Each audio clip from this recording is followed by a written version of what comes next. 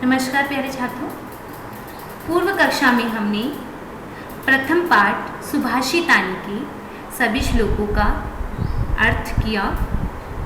आज हम शब्दार्थ और प्रश्नोत्तर करेंगे। चलिए। गुणगेषु गुणियों में सुस्वादुतोयाः स्वादिष्ट जल, प्रभवन्ति उत्पन्न होती है या निकलती है, समुद्रम असाध्य समुद्र में मिलकर, भवन्त्यपेयाः पीने योग्य नहीं होती, विषाणहीनः सींग के बिना, खादनम अपि खाते हुए भी, जीवमानः जिंदा रहता हुआ, पिशुनस्य चुगलखोर या चुगली करने वाले, व्यसनिनः बुरी लत वालों की, नराधिपतस्य राजा के का की, जन्मयेत मधुमक्षिकासौ यानी यह मधुमक्खी पैदा करती है या निर्माण करती है, संतस्तथैव वैसे ही सज्जन, सृजन्ति निर्माण करते हैं, वायसाः कौवे, वल्कल पेड़ की छाल, दारूबीही लकड़ियों द्वारा, महीरूहा वृक्ष, कूप खननम कुआं खोदना, वहीनया अग्नि द्वारा। ठीक है, एक बार वापस शब्दार्थ पढ़ते हैं ताकि शब्दार्थ अच्छे से याद होंगे तो आपको पाठ भी अच्छी तरह से याद होगा, शब्दार्थ भी उनका ट्रांसलेशन करना आपके लिए इजी होगा। गुणगेषु गुणियों में, सुस्वादुतोयाः स्वादिष्ट जल, प्रभवन्ति निकलती है या उत्पन्न होती है, समुद्रम असाध्य समुद्र में मिलकर या पहुंचकर, भवन्त्यपेयाः पीने योग्य नहीं होती, विषाणहीनः सींग के बिना, खादनमपि खाते हुए भी, जीवमानः जिंदा रहता हुआ, पिशुनस्य चुगली करने वाले की, व्यसनिनः बुरी लत वालों की, नराधिपतस्य राजा का के की, जन्मयेत मधुमक्षिकासौ यह मधुमक्खी पैदा करती है, संतस्तथैव वैसे ही सज्जन, निर्माण करते हैं सृजन्ति, कौवे वायसाः कौवे, वल्कल पेड़ की छाल, दारूबीही लकड़ियों द्वारा, महीरूहा वृक्षः वृक्ष, कूप खननम कुआं खोदना, वहीना अग्नि द्वारा। चलिए अभ्यास। पहला है पाठे दत्तानां पद्यानां सस्वर वाचनं कुरु। पाठ में दिए गए पद्यों का सस्वर वाचन कीजिए। तो एक बार आपको सस्वर वाचन करना आना चाहिए, तो एक बार जल्दी से हम पूरे पाठ का सस्वर वाचन कर लेते हैं। गुणा गुणगेषु गुणा भवन्ति, ते निर्गुणं प्राप्य भवन्ति दोषाः, सुस्वादुतोयाः प्रभवन्ति नद्यः, समुद्रमासाद्य भवन्त्यः पेयाः, साहित्य संगीत कला विहीनः, साक्षात् पशुः पुच्छ विषाणहीनः, तृणं न खादनमपि जीवमानः, तद्भागधेयं परमं पशूनां, लुब्धस्य नश्यति यशः, पिशुनैस्य मैत्री, नष्टक्रियस्य कुलम् अर्थपरस्य धर्मः, विद्याफलं व्यसनिनः कृपणस्य सौख्यं, राज्यं प्रमथसचिवस्य नराधिपस्य, पीत्वा रसं तु कटुकं मधुरं समानं, माधुर्यमेव जनयेन्मधुमक्षिकासौ, सन्तस्तथैव समसज्जन दुर्जनानां, श्रुत्वा वचः मधुरसूत्र संसृजन्ति, विहाय पौरुषं यो हि देवम् एव लम्बते, प्रसाद सिंहवत् तस्य मूर्धनि तिष्ठन्ति वायसाः, पुष्पपत्र फलच्छाया मूलवल्कल दारुभिः, धन्या महीरूहा येषां विमुखयान्ति नार्थिनः, चिन्तनीया हि विपदाम् आदावेव प्रतिक्रियाः, न कूपखननं युक्तं प्रदीप्ति वहीनां गृहे। सेकंड श्लोकांश, श्लोक के अंक जो अंश है ना, चार अंशों में बटा बटा होता है, 4 पादों में बटा हुआ होता है, 4 पार्ट में डिवाइड होता है हमारा श्लोक। तो बताया गया है श्लोक अंशेषु रिक्त स्थानानि पूर्यत समुद्रम असाध्य भवन्त्यपेयाः। समुद्रम असाध्य समुद्र में मिलकर भवन्त्यपेयाः, भवन्ति यानी हो जाता है, अपेयाः यानी न पीने योग्य, समुद्र को प्राप्त होकर न पीने योग्य हो जाता है। नदी का जल जब तक नदी में था तब तक मीठा था, और वही मीठा जल, वही नदी का जल जब समुद्र को प्राप्त हुआ तो खारा हो गया। श्रुत्वा वचः मधुर सुप्त रसम सृजन्ति। श्रुत्वा दुर्जनों के कटु वचनों को सुनकर भी सज्जन पुरुष सदैव मधुर सुक्त या मधुर वाणी का ही प्रयोग करते हैं। तो श्रुत्वा वचः मधुर सुक्त रसम सृजन्ति। तद भागधेयं परमं पशूनां, तद भागधेयं परमम पशूनां। विद्याफलं व्यसनिनः कृपणस्य सौख्यम।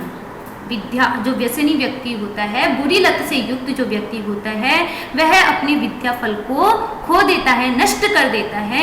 कृपणस्य सौख्यम, और कंजूस व्यक्ति अपने सुखों को समाप्त कर देता है।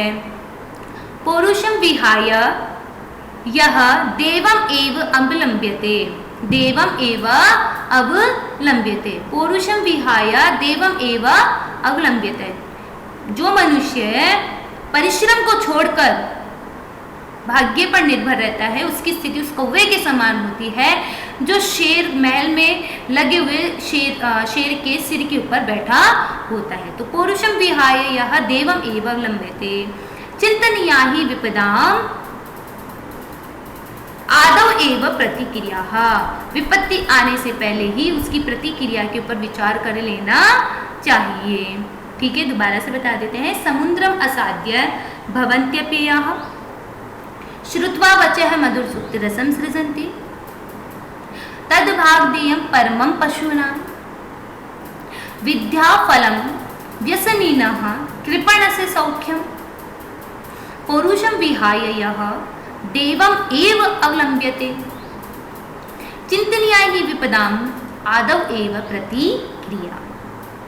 नेक्स्ट, प्रश्नानाम उत्तराणि एक पदेन लिखत। प्रश्नों के उत्तर एक पद में लिखिए। व्यसनिनः किम नश्यति। जो बुरी लत से युक्त व्यक्ति होता है उसका क्या नष्ट हो जाता है? विद्याफलम। किम नश्यति? विद्याफलम। व्यसनिनः विद्याफलम नश्यति। कस्य यशः नश्यति। किसका यश नष्ट हो जाता है?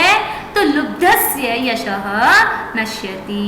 लुब्धस्य यशः नश्यति। मधुमक्षिका किम जनयति। मधुमक्षिका क्या उत्पन्न करती है? तो मधुमक्षिका माधुर्यम जनयति। मधुमक्षिका माधुर्यम जनयति। वापिस एक बार बता देते हैं। व्यसनिनः विद्याफलम नश्यति, लुब्धस्य यशः नश्यति और मधुमक्षिका माधुर्यम जनयति। मधुर सुक्त रसम के सृजन्ति। मधुर वाणी को कौन निकालता है? मधुर सुक्तों से युक्त रसों को कौन उत्पन्न करता है? सज्जन लोग। तो मधुर सुक्त रसम सज्जन सृजन्ति।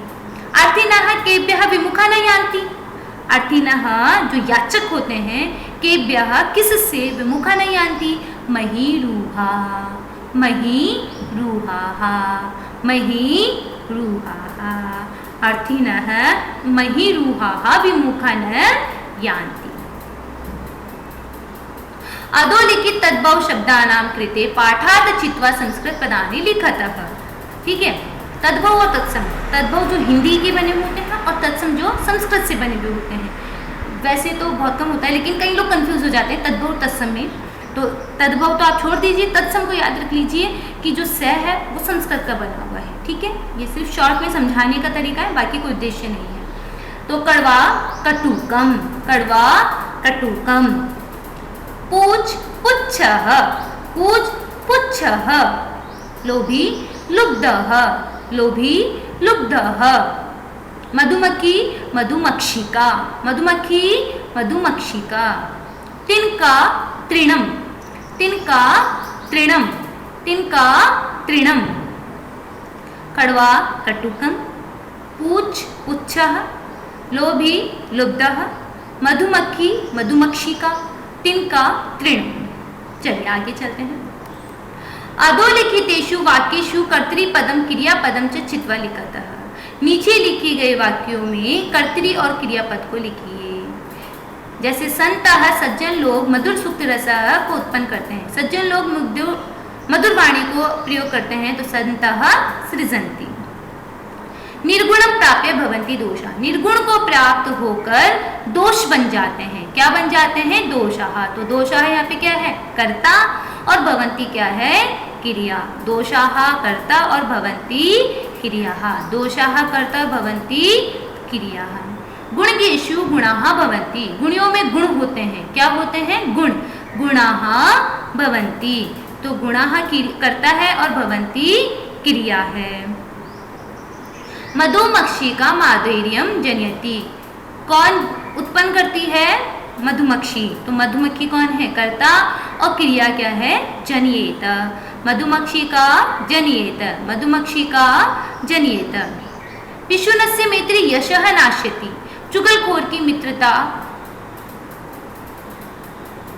और यश नाश हो जाता है।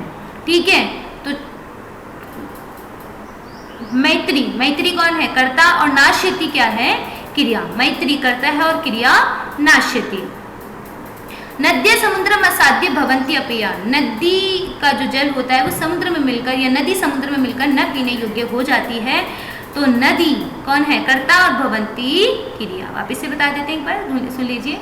दोषाः भवन्ति, गुणाः भवन्ति, मधुमक्षिका जनयेत, मैत्री नाश्यति, नद्यः अपेयः। रेखांकितानि पदानि आधृत्य प्रश्न निर्माणं कुरुतः। गुणाः गुणगेषु गुणाः भवन्ति, के गुणगेषु गुणाः भवन्ति, क्या गुणियों में गुण होते हैं? के गुणगेषु गुणाः भवन्ति, के गुणगेषु गुणाः भवन्ति।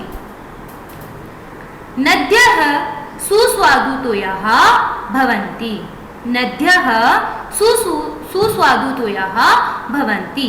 काः सुस्वादुतोयाः भवन्ति, काः सुस्वादुतोयाः भवन्ति। लुब्धस्य यशः नश्यति, कस्य यशः नश्यति? कस्य यशः नश्यति? लुब्धस्य यशः नश्यति, लुब्धस्य यशः नश्यति। मधुमक्षिका माधुर्यमेव जनयति, का माधुर्यमेव जनयति, का माधुर्यमेव जनयति। तस्य मूर्धनि तिष्ठन्ति वायसाः, तस्य कस्मिन् तिष्ठन्ति वायसाः, तस्य कस्मिन् तिष्ठन्ति वायसाः। पहले में आया के, दूसरे में काः, तीसरे में कस्य, चौथे में का, और पांचवें में कस्मिन् या कुत्र। उदाहरण अनुसारम पदानि पृथक कुरुते, उदाहरण के अनुसार जो पद है उनको अलग करना है। जैसे समुद्रम प्लस असाध्य, यानी संधि विच्छेद करना है। माधुर्यम मेव, तो माधुर्यम प्लस एव, माधुर्यम प्लस एव। अल्पम प्लस एव, अल्पम प्लस एव। सर्वम प्लस एव, सर्वम प्लस एव। दैवम प्लस एव, दैवम प्लस एव।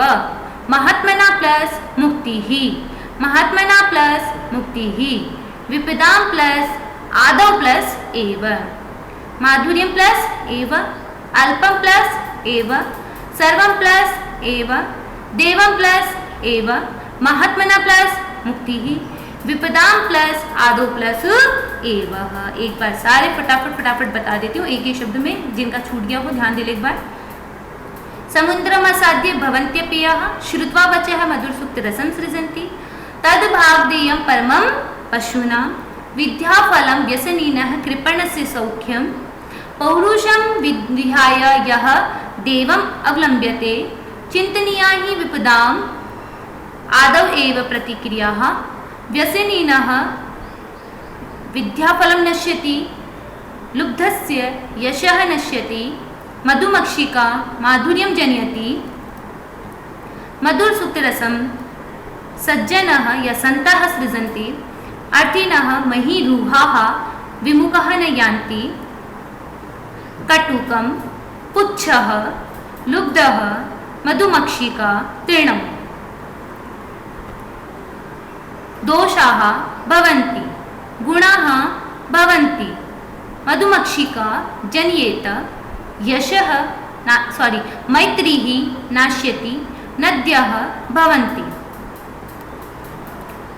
के गुणगेषु गुणाः भवन्ति, काः सुस्वादुतोयाः भवन्ति, कस्य यशः नश्यति, का माधुर्यमेव जनयति, कस्य मूर्धनि तिष्ठन्ति वायसाः, तस्य कुत्र कस्मिन् तिष्ठन्ति वायसाः।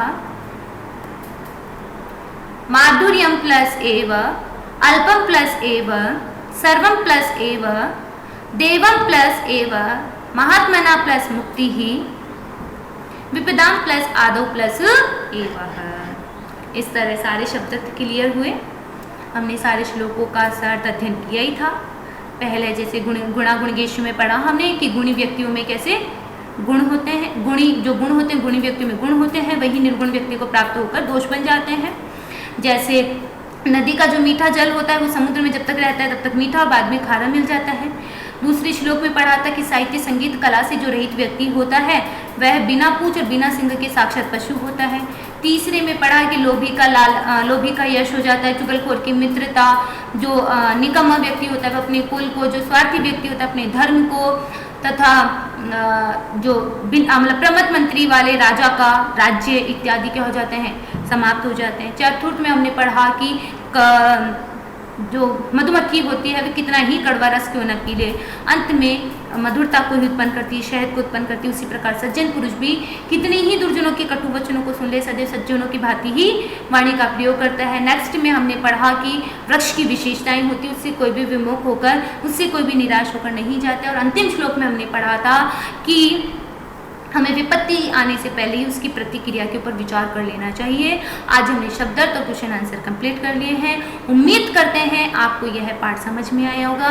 धन्यवाद। अग्रिम कक्षा में हम मिलते हैं।